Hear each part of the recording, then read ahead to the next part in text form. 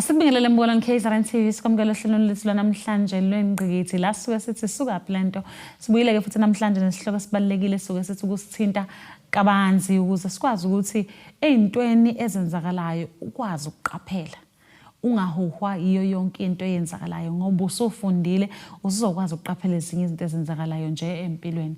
Wena ke hlala nathi 0357898855 noma uthi nokuthula emad1kzntv.co.za. Kodwa ke namhlanje sifuna ukuthinta kakhulu indaba yomoya. Baningi ke omoya esingakhuluma ngabo noma esingachaza kabanzi ngabo. Kodwa namhlanje soke sithinde nje kakhulu ngiyazi ukuthi isikhathi soncibijana and kuyayikhulunywa kakhulu indaba zokuthi kunomoya khona ngesikhathi sika December umoya ukuthi abantu bengezwa umoya ukuthi behlobonge zonke izinto ezichazwayo kuphinde futhi kube semabandleni kuthiwa kunomoya ohlasela ebandleni abantu bayawa abantu badliswa inyoka benziwe izinto ezithize lento yomoya neyokuhlola omoya neyokuzwa nje neyokulalela kanti sisebenza makwenze njani.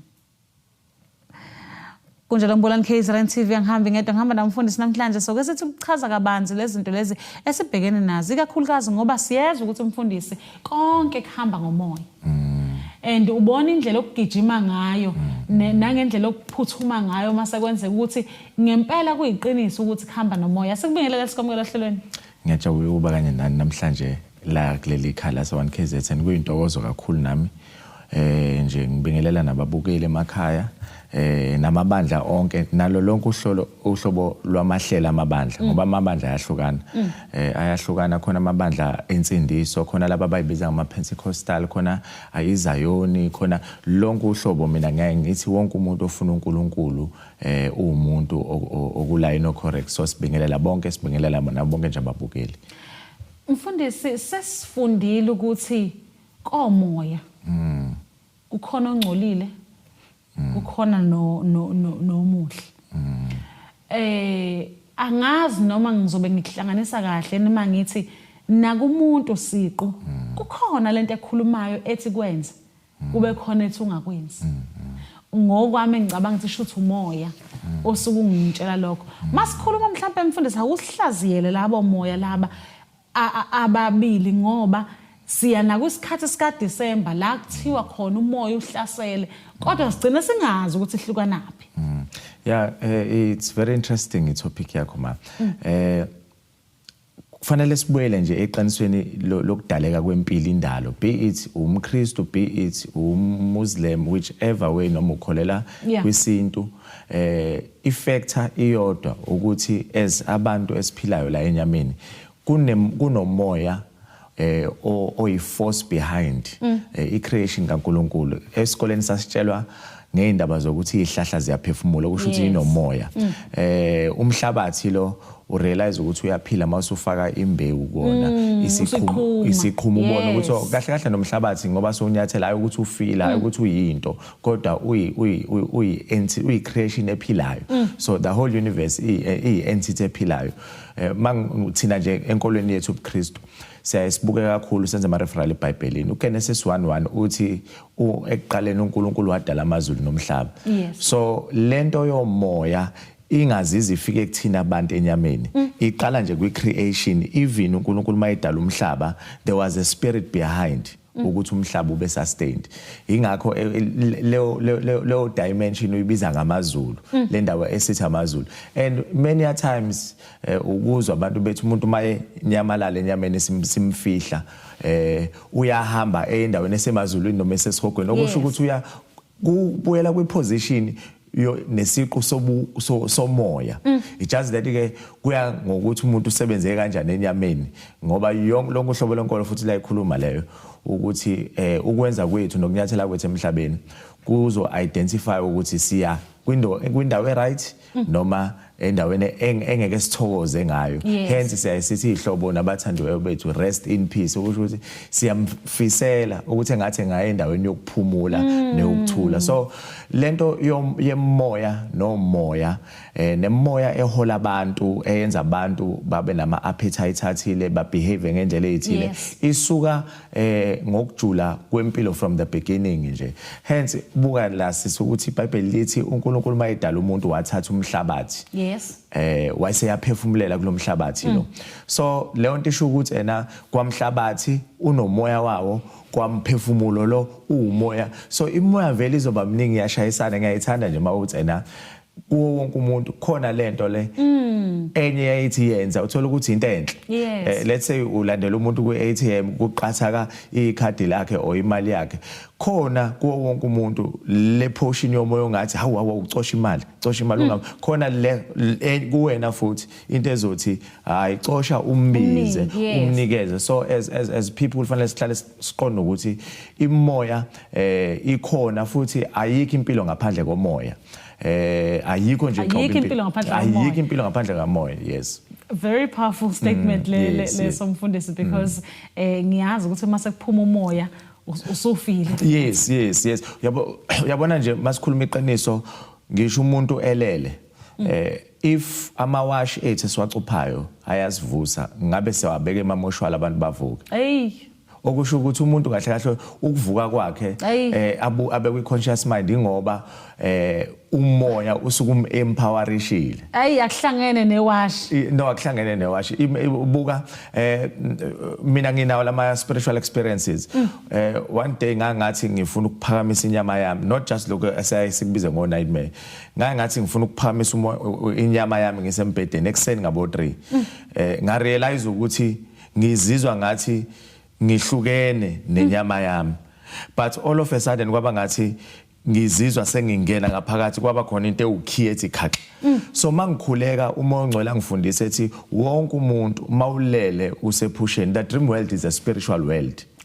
Kahle hence sabantu sikwazi ukuphupha izinto zigcine ziyireality empilweni yethu.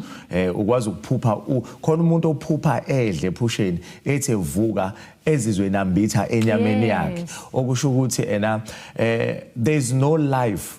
without a spiritual force or a spirit behind it, be it your spirit or a good spirit, a pure spirit or a dark spirit. So ilapho ke kufanele thina masabantu siqaphele khona ukuthi muphi umoya okholayo, is it a pure spirit, is it a dark spirit? Hence iChristianity iyasithatha isikhanyisele kahle kuKristu Jesu. Mfundisi kukhona leyo soyithintile kancane engifuna ukuthi sibuye siyenzele nje isihloko sayo because ibalekile kakhulu kodwa before sithinte ngicela siyidolo. Mola ngikhizela TV hlena umfundisi namhlanje sikhuluma yona indaba yomoya. Siya December khona lo moya man ophusha abantu ukuthi benze kabi ngesikhathi sokungabe siyajabula sihleli nomndeni. Khona lo moya owenza ukuthi abantu fanele befe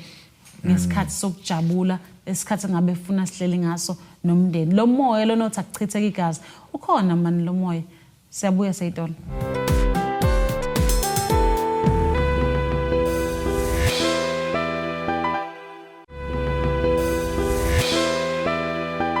Asipena sikwamukela Mbolani KZN TV sabukela uhlelo lengqikithi sithi suka kuphi lento lena silungiselela yena njalo uncibijana njengoba sazi ukuthi isikhathi sokuthi sijabule mfundisi isikhathi esiningi ngesikhathi sokujabula kusuke kuzokhalwa ngoba ngiyayingizwa befundisi bethi kunalo moya omubi oba khona ngesikhathi sika December beyihlaziyeke bake bayihlaziye but mhlambe soyihlaziya ngelinye ilanga bethi no i-celebration lesiyenzayo vela ihlangene nokukholwa beyihlaziye ngalendlela bayihlaziya ngayo but ngifuna ukuthi sike sibuye siyibuke ngokamoya ukuthi yini le spirit lesi se drive abantu ukuthi wana bangezwa nje make kwaba uDecember ese drive abantu ukuthi ngisho ngalayisha abantu abawu8 kodwa uzophuza emgwaqeni isiphi lesi spirit lesi ese suppressa lelizwe lithi cha ungakwenzi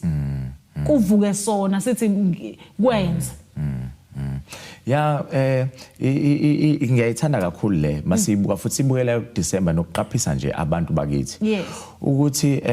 lento fuze ngabe isuke emakhaya iqala nje emakhaya ukuthi ngokwesintu nje uqala nje uzophuma inxiwa lakho uyaye uhambe uye kubaba uyomtshela ukuthi baba ngiyaphuma inxiwa ngicela ukuthi ngoba senginomuzi wami uze uzokhuluma amazwi athile ukuqhelisa eminye imimoya engemihle uphinde uinvite imimoya emihle phakathi kwaleli ekhaya kube nesibusiso so leyo nto suke yenzela ukuthi leyo territory or leyo ndawo noma lelo khaya umoya ozofanishina la akona umoya ozo afflicta nozo influence ngoba phela zo2 into ezenziwayo imoya imoya afflicta iphinde influence be it umoya omuhle noma umoya omubi noma umoya ongcolile so futhi fanele siqonde abantu bakithi ukuthi kulomhlaba esihlela kona miningi imoya ekhona miningi imoya ekhona mawubuka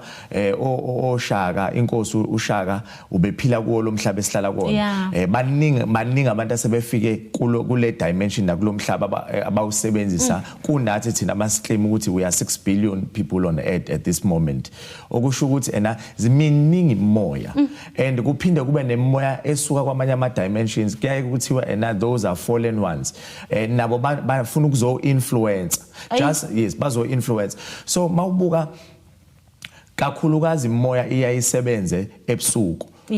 iyayisebenza ebusuku ngoba le ethanda ukusebenza ebusuku ilevele esuka ifuna ukucasha uma uhambe emgwaqeni uhlangana nabantu abangasekho kuthiwa yibhoki uhlangana yonke lento ikhona ngisho kuthiwa ukholwa ngisho kuthiwa uyakholwa kusuke kufanele uqonde nje kodwa ukuthi kunomoya kufanele uyisane nawe hence emakhaya siyasitshela ukuthi kufanele igceke libikwe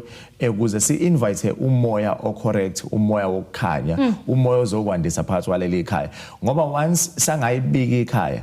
kuzogcina kufika lonke uhlobo lemoya edlulayo la imoya ephazamisa abantu emaphusheni ibafida ebegcina benembewu ne-influence yalomoya ongemuhle nangumntwana ade focus esikoleni akasafuna ukufocus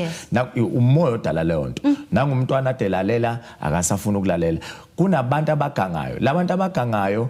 basebenzisa futhi imoya ngoba leyo yobuthakathi witchcraft it's part of umuntu osuke eyicover-19 ngoba umthakathi akayeke ukuthakatha ngoba nimlwisa futhi umthakathi akathakathi ngoba ethanda ukuthakatha kodwa usuke engene umoya othile usuke engene umoya othile kwesinye isikhathi ungangena emaphusheni lokhu egcine eseyindlu yalomoya ukuthi uyam-influence ukuthi ngisho ningakhuluma naye ngisho ngamshaya kakhulukazi ekhaya uma kube neshwa kwaba khona umuntu ogangayo nisuke nibe neshwa elikhulu ngoba leyo nto ayiveli iphume kakhulu umoya uxoshwa umunye umoya hence ngithi nje ngilokhu ngibuyela kuleyo yokubika ikhaya ukuthi umoya ozomuva kuleyo ndawo fanele uxoshwe ulo one authority noma ake ngithi ubaba ozodlala irole yokuba umpriest noma inhloko yekhaya ethi nayi indodana yami isiganiwe izoqala ikhaya lakho ngizomema umoya nami engikholelwa ukuthi umoya ngabo okhokho omkhulu ashisa impepho lapho angithi uyabona ukuthi usenqabela neminye imoya kusebenze lo moya nawo invite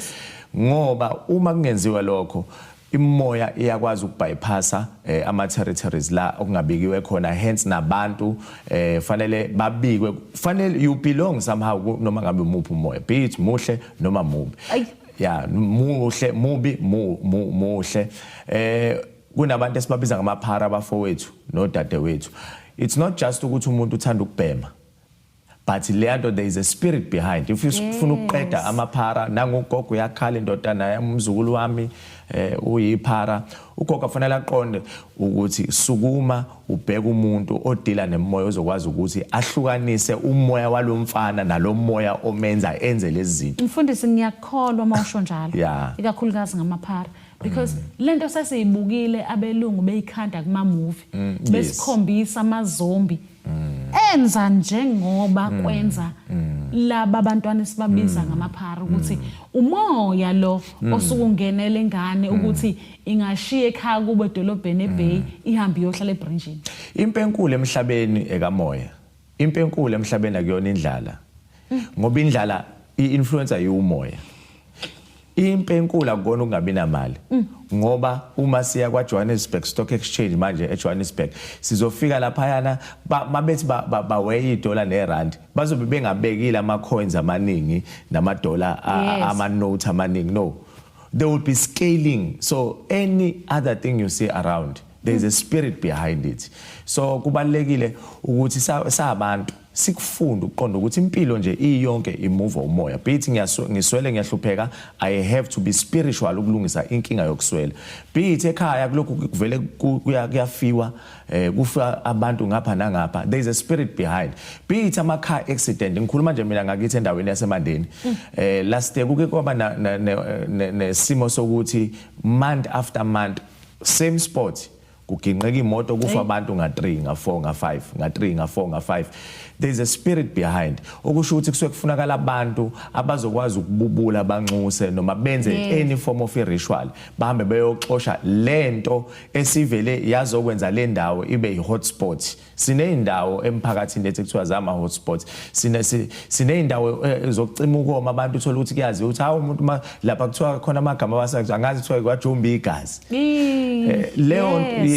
yes zonke lezo zinto lezo zisuke idinga abantu baqonda ukuthi there are spirit behind. The moment umuntu ehamba emhlabeni ehambela la abadala babekade beshilo ukuthi fanele alande lo muntu ngoba once wangalandwa lo moya usuzoba inkinga. Abantu aba spiritually weak, I'm sorry ukubeka kanje kodwa kuyiqiniso. If ngiwudriver ngiwumuntu okhulekayo noma ngiwumuntu engathi idalwa noma umsamo wami unamandla noma ngakubeka ngayiphi indlela, uma ngihamba emgwaqeni umoya odala ingozi uyakwazi ukubona ukuthi ngeke ngikwazi ukumconfronta lo muntu ngoba naye khona umoya onamandla ngaphezulu kwawo omhaqile. Mfundisi, mina ngithi laba bangakholwa amaZulu nje ayayibonile le ndaba yomoya kakhulu. Uyazi ukuthi ngikhumbulaphi? Ngikhumbula mayethi anqamula umkhokha. Kwesinye isikhathi bayayibekubiza ngomkhokha. Yes. Mawuke wayilengisa nje. Bethi lo moya wokuyilengisa sawufuna ekhaya bethatha induku. Bethi bashaya isidumbu, bashayela ukuthi akekho omunye umuntu okufanele aphinde ayilengise la ekhaya. Bethi bacisha lo moya. So ngiyabona ukuthi amaZulu ayibona ukuthi khona umoya ophusha, akekho umuntu ongavela ayibulala. Yes. Khona umoya omphushayo ukuthi akayibulala. Abasinda futhi mfundisi bayasho ukuthi khona into ebengitshela ukuthi angiyibulala aseyitolo. Bolani KZN TV, seyitolo siyabuya.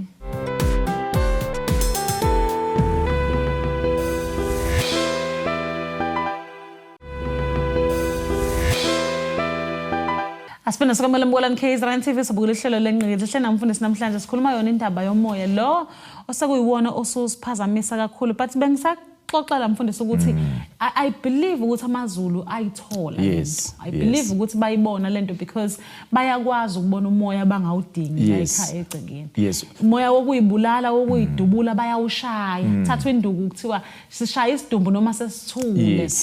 Ngoba lo moya lo asudingi ukuthi uphinde wenzeke la ekhaya. Ube active kuleli igceke. Ngoba iBhayibheli likhulume ukuthi kunento ekuthiwa iqalekiso ezidlulele ezuleni sesithathu nesesine. So into again ekufanele siyibukisise nababukeli ukuthi emandulo abantu babevele be spiritually trained. Ngoba babengenayo into eyenza ukuthi thina abantu singakwazi ukuhlola imoya, singakwazi ukusense imoya, akwazi ukuthi khambe umuntu osondelene naye noma ihlobo sakhe ungakazi ukufeel, ungakazi ukusense. Ngoba phela wena umoya ohlala enyameni. Fanele be it usebenzisa lophu uhlobo lenkolo, fanele sibuyele masabantu. The moment unourish izinto zomoya nokuba umuntu kamoya, ikusasa lakhe alilahleki kalula, aliabotheki kalula, umthakathi akakuthakathi kalula. Ngoba umuntu spiritual uhlezi uactive. So kunezinto vele abantu bakithi kudala ababekwazi ukuzenza ukuthi umoya wabo ongaphakathi siqu sabo somoya sihlezi active. Siyasithi ibiology sifundisa ukuthi inyama yethu inama 5 senses. but asibali lama senses lawa omoya wakho kanti nawakhona ukuze ukwazi ukusensa umuntu eganga ukwazi ukusensa umuntu ozama ukusenda espele ukwazi ukusensa kuzoba nesifo kwamakhelwane leyo nto leyo uyibona futhi even kubantwana abancane ngane isancane ingane if izalwa iba sensitive ingane iyakwazi ukusensa uma wayo iyakwazi ukusensa umuntu ongayena umama in fact ingane ikwazi ukusensa ngisho umuntu oyisihlobo sayo ngoba isuke isa pure thina abantu kufanele sibuyele kwi state sethu sokuba pure beyithi siyakholwa asikholwa umuntu ofuna impumelelo umuntu ofuna ukubona unyaka ozoqala ube impumelelo khala kulonyaka ethi uDecember ufikile fanele aqonde ukuthi qala ulungisa umoya wakho qala uhlela umoya wakho iBhayibheli ke ngokwethu thina liyayithi ungabi nenkohliso ngaphakathi ungabi neweight ngoba the more ugcina izinto ngaphakathi kuwena umoya wakho uzogcina usindelwa ugcina ungasa vibrate kwi level yokwazi ukusense izinto so nje yes sabantu asibuyele kulento yokuqonda ukuthi impilo yethu it's driven by imoya kunezinto ezifew umfundisi oyishile ngiyithandayo number 1 uthe umuntu wakini eshona khona into exebukayo kuwe and umoya wakho uyakutshela ukuthi khona into esilimele kwena ungakatshelwa ukuthi umuntu wakini usehambile number 2 wa mention indaba yokuthi amazulu ayibamba lento kamoya akezame ngisho even isihlahla somhlalankosi ukuthi bezama ukuthi belanda umoya beyobeka endaweni efanele because they understand indaba kamoya ukuthi lento kamoya ikhona kanjalo umfundisi nakithina ke sisaphila isakhona lento kamoya ongcolile nomoya oclean okuyiwona osidrivayo mfundisi ukuthi senze okuhle noma senze okubi lapha ke sekungena khona ukujima ukuthi fanele umoya wakho ufundise utrain ngoba into engatrainekile ngeke ube skillful kuyona utrain ukwenza kahle utrain ukwenza kahle utrain uinfluencer umoya ocorrect ukwazi ukuzwa umoya ongemuhle ukwazi ukuzwa umoya omuhle yes ukwazi ukuzwa umoya ongemuhle ukwazi ukuzwa umoya omuhle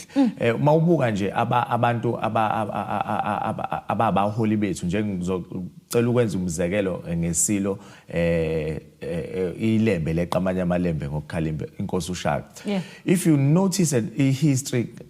kaShaka inkosi uShaka uzobona ukuthi the man was spiritual he was not just umuntu onempi but why sensitive ukwazi ukubona ipeak ukuthi angiyo attack manje why sensitive ukwazi ukubona ukuthi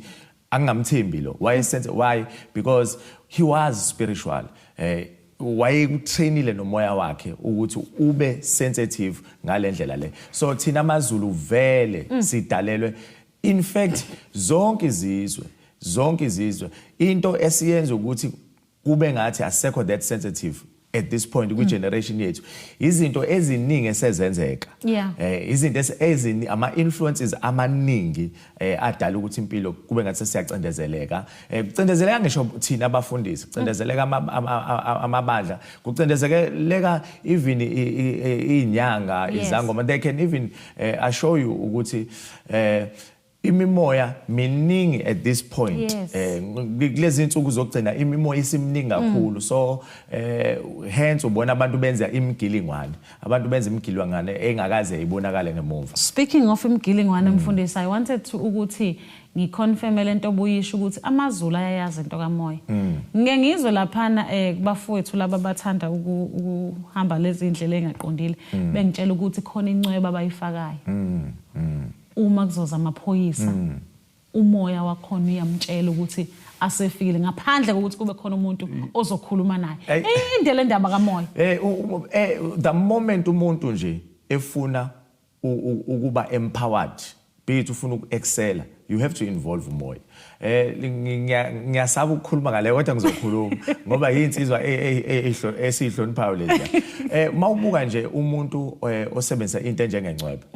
mayise lencwebe yakhe yamtshela ukuthi move kule ndawo kuza amaphoyisa lo muntu loyo wena physically mawumbuka with your naked eye ubona isiqu somuntu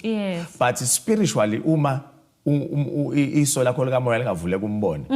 do you realize ukuthi ungabona ukuthi akahambi yedwa Yo. sekubuyela ke la ekuthenini nami nawe nathi sonke nababukile emakhaya akekho umuntu ohamba yedwa kunezidalwa ezidaliwe kulempilo esiphila kuyona ezi in between thina just that asiyibone bithi ukholelwa ukuthi idlozi lakho isithunywa sakho noma ingelosi zakho so lento iya confirm ukuthi akekho umuntu futhi ayikho into emuvayo in this universe ngaphandle kwemimoya. There are many other spiritual activities enzakalayo around la, so nayo leya genge leyo isuke yazi ukuthi ena izongitshela lento ngoba la engiyicovenant ekhona noma la engikhulu umsamo wami la engiqinisa khona that day bezomthola amaphoyisa ambophe noma bambulale, that's the day kuzoba weak umsamo wakhe lo okwazi ukuthi uthumele umoya. Imoya iyakhuluma, umoya uyakhuluma, kwawona umoya uyakhuluma. Ngabe siyayikhohlisa masithi ayikho imimoya ukho umoya? No, ngabe siyayikhohlisa kakhulu. ngaba siphili ngike ngakhuluma nomunye ngathi uma ngathiwa the whole universe icima ioxygen manje u2 minutes mkhulu amabhano engawa. Yes. Amabhano engawa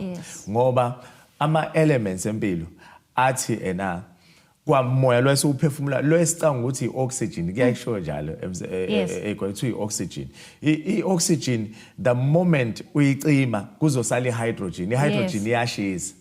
ingakho ihydrogen iyashisa ngoba uH2O hydrogen no oxygen even amanzi azovela boileke ngoba sesithathe ini ioxygen okusho ukuthi kwamoya lo esiuphefumula siubiza ngooxygen ubalekile. Nalena ke eminye imoya le eyama guide empilo bithi ingelosi yakho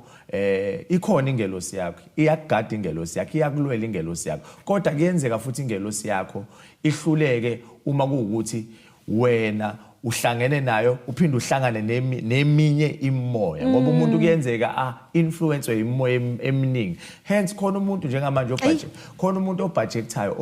uDecember wakhe ukuthi uzoya kule part aphinde aye kule part aphinde aye kule part. Uma umbuka ukuthi yini ube umuntu othanda ukuhamba amaphathi kangaka you realize ukuthi ubaba womuzi kodwa usafuna ukuhamba la yena ubona ngathi inyama ayijabulisayo kanti sekunomoya ompushayo influencer aseto Paul KZN TV wena imuphi umoya lokuphushayo nawe I mean umoya wakho uyakhuluma njengamanje uyakutshela umoya kuwena ukuthi ongcolile noma umoya owenza kahle and kuzozama futhi ukuthi usuppress lelizwe likhuluma elizokutshela into okuyiyona yona eyiqiniso. Sikhuluma indaba yomoya sayitolo sabuya.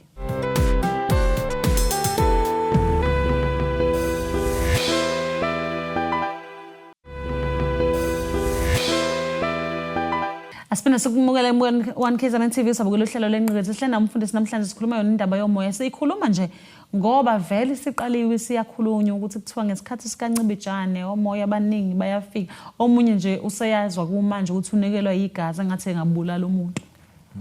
eze ephimsele ethi kumanje ngingabulala noma uba and uyabona ukuthi khona umoya ophusha ngeke ngabona umfana ebulala uma wakhe ngefosholo ngabona kodwa ukuthi akayedwa umfana kukhona lento emphushayo ukuthi akenze lento ngoba umeke waphaphama uyakhala ebona ukuthi hawu ngiyenze kanjani lento lena bekungasemina yes bekungasemina ibhlungu kakhulu le ndaba ngiyibonile nje engathi umndeni ungaphola kakhulu ibhlungu kakhulu le ndaba leyana nginotisile ukuthi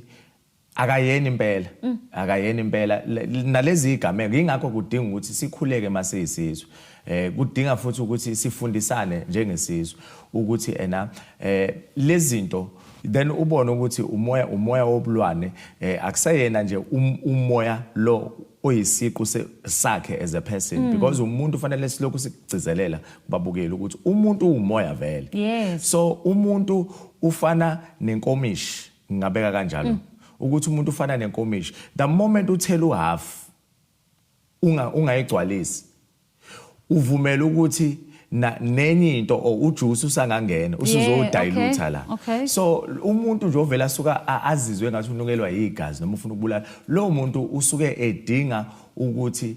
abe nomoya kodwa umoya ongcwele yes yes ingakho thina la einkonzweni siyasithi umuntu akuphelelisiwe ukuya enkonzweni kodwa fanele umamukele umoya ongcwele ukuze agcwalise umoya wakhe ezosila umoya wakho ukuthi ngabikho any other spirit esizokuinfluence but into ekanjalo ngiyaxolisa mfundisi and uyakwazi ukuzizwa umoya wakho mawugcwele uze ukuthi yazi umoya wami unokuthula yes masisho njalo uthi umoya wami unokuthula ngiswele endlini anginakho ukudla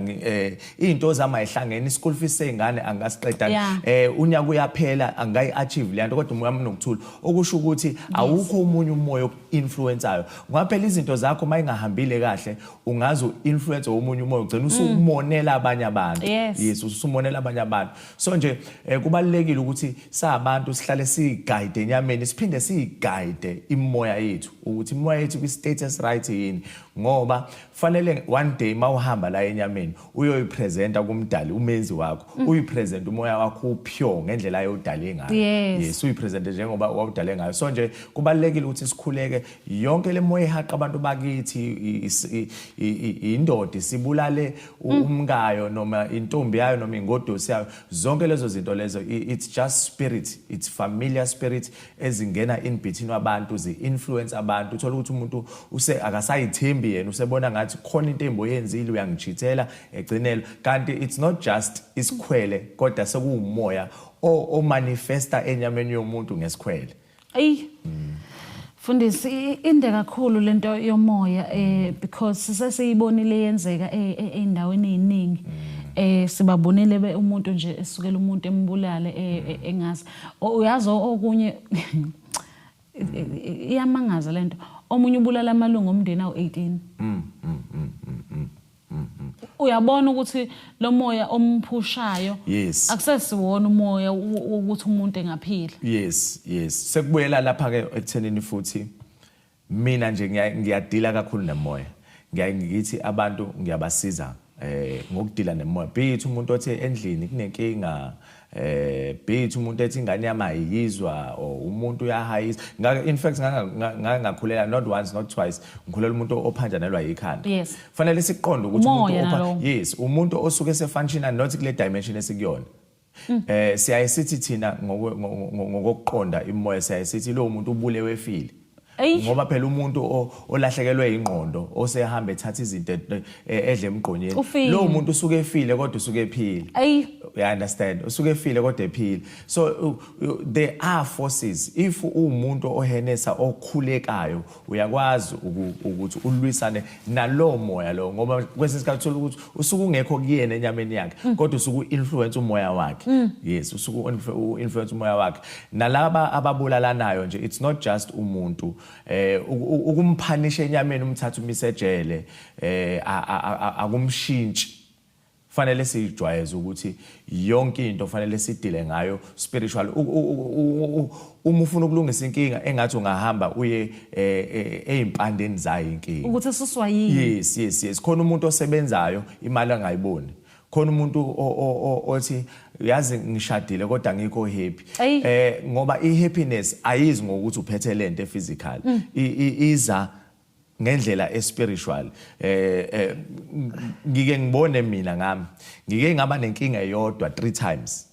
inkinga efanayo ngadecide ukuthi ake ngikhuleke ngifaste ngalenkinga ngoba ngiyabona ukuthi lenkinga mina ngizama ukuyilungisa physical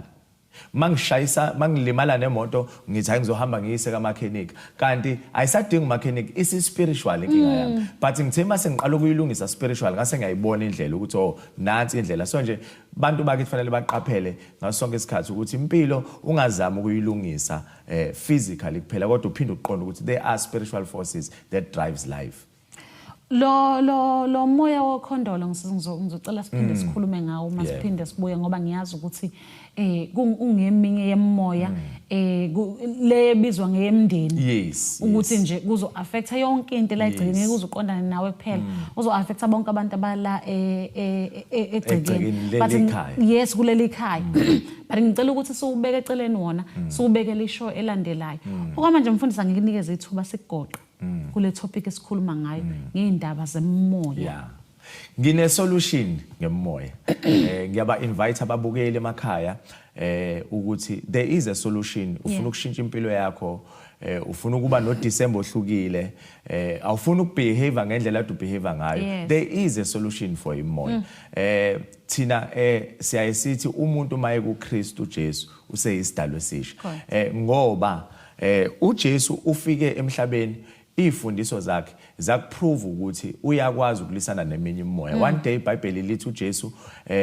ufica indoda ku Mark chapter number 5 endaweni yase Gadaria isihlala kuma cemetery emathuneni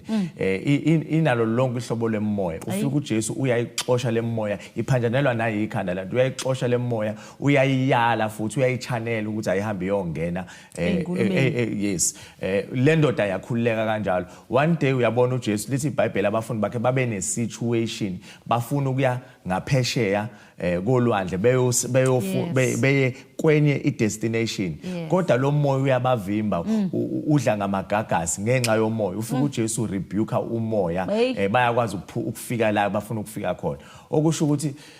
uJesu hlezi enawo amandla okushintsha impilo yomuntu uJesu hlezi ekwazi ukuthi afika rebuke umoya umuntu akwazi ukufinyelela ngaphesheya la ufuna ukufinyelela khona so isolution nje mase sigoqa ngisho ukuthi uJesu for mina I will always recommend uJesu be it umuntu obengazani naye kodwa mayekhuleka ngegama lika Jesu aphinda afuna indawo la azokhuliswa khona uyakwazi ukuthi akwazi ukuyinqoba yonke imimoya noma ngabe umoya wokugula noma ngabe umoya wokuswela noma ngabe iyo le moya esho yekhondolo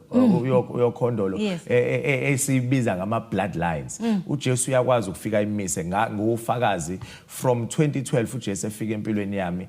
ngabona umehluko omkhulu ngizalwe emndenini omkhulu onesithembu oneyinkinga eziningi kodwa kwama konke ngenxa yokuthi ngithathe isifundiso sika Jesu so nje I recommend uJesu kubabukeli asiyitolo mbukela KZN TV asifuthume itolo masibuya singena esigabeni sokugcina sohlelo lethu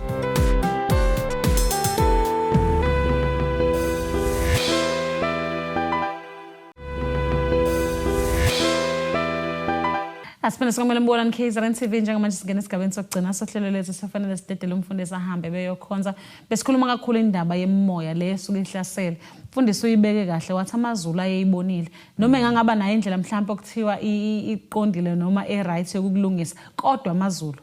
noma abantu abamnyama babe ibonile lento yemoya bayazi futhi ukuthi umuntu mayise drive umoya kaSathane bathi umoya kaSathane ngalesikhathi esenza izinto eziphambene abantu abamnyama babe ibonile lento ukuthi kwasala ukutheni izolungiseka kanjani sesihamba mfundisi sibonga kakhulu ngesikhathi sakho ngiyabonga kakhulu siyabonga kakhulu nakubabukeli nohlelo nama producers ethu nje asihlanganeni sabantu ngiyayithi mina kubazalwane even masikhonza ngithi funda kubo bonke abantu ngiyafunda enkonzweni yasekuphakameni ngiyafunda nginabangani abama Muslim ngiyafunda kubona ngoba ekugcineni kosuku ngagcina ngingaqondi ukuthi sidila nani ezabantu sidila nemoya sonke so sidila nemoya sonke imoya iyona esenza siye phansi imoya futhi iyona edala ukuthi kube ne disunity so nje abantu abaholwe kakhulukazi umoya wothando iBhayibheli lithi love covers the multitude of sin asiholo umoya wothando sabantu siya ku December asiholo umoya wothando uthando likho konke uthando luyi glue luyi force lumnene yes uthando lumnene uthanda licomplain kusho lisho njalo iBhayibheli so the moment sabantu sidila ngokuhlala othandweni sizobona le eminye imoya ngeke ibe namandla abashayelayo ngoDecember abashayele ngokuthanda abagibeli babo bazobona ingozi izobancane ngoba ngeke uvele wenze ingozi ube reckless emgwaqeni unothando lwabanye abantu asihlaleni othandweni nitholakala kuphi mfundisi inombolo zocingo mazikhona sihlale sikhona eMandeni endaweni yaseMandeni elokishini laseSundumbili kwaChepisi isection yethu uChepisi directly opposite either side siyanxanxa nje abantu baseMandeni namaphethelo nabo bonke nje abantu abafuna ukusizakala nabantu abayibona behlushwa imoya ethile bhethi emakhaya bhekithi emshadweni yabo or any other areas siyakholela kakhulu ekufundiseni abantu ngemoya nokwazi ukuba namandla okulwisana ngomoya ngegama lenkosi uJesu Kristu So siyatholakala kaChephisi, ngiyacela abantu bengacommunicate nathi ku Facebook sikhona Champion Mavimbela ku Facebook i-account sikhona, inamba ithi 071 563 6887. Ngicela ukuyiphinda 071 563 6887. Mawusepage letter Facebook uyayuthole nakwamanye ama platform page soba kuma radio shows, but siyathanda ukugqugquzela sinama WhatsApp groups la siyasiqhugquzele khona sishare ukuthi abantu abakwazi ukulwisana nemoya bashintshe impilo zabo. Ayikho impilo yomuntu engeke ishintshe uma ekwazi ukumasterisha impilo kamoya. Asibonge mfundisi. Thank you. Mfundisi ukhuluma into ebalekile ukuthi umfundisi umshado uyahlaseleka, izingane ziyahlaseleka, nomsebenzi uyahlaseleka because kunama forces vele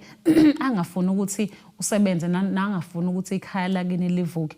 Uthi kumfundisi asihlanganeni lapha ke Mandeni kwaChephisi. Yes. La sizobe sikhonzela khona ukuze uzokwazi ukuthi usizakale kulezi zinto lezi.